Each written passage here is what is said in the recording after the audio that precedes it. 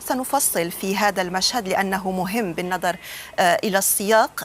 سيد المزراري، يعني قبل أسابيع كان هناك، يعني دعنا نقول شبه أزمة صامتة بين مصر والمغرب، شملت ليس فقط المستوى الشعبي وإنما الاقتصادي. تم أيضا تأجيل اجتماع اللجنة العليا. ما الذي حدث في الكواليس أو ما الذي حدث ليتغير هذا المشهد؟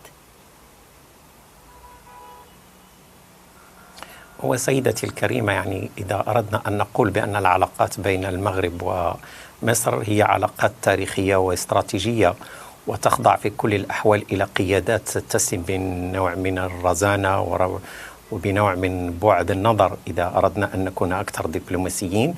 وفعلا كما تفضلتم بأن قد تكون هناك بعض الأزمات لكنها تظل صامتة، وهذا هو المعروف، بحيث أنها لا تصل إلى النقاش في الصالونات السياسية أو حتى عبر وسائل الإعلام، اللهم باستثناء بعض وسائل الإعلام غير الرسمية التي قد تصل إلى بعض المواضيع التي يقع فيها خلاف.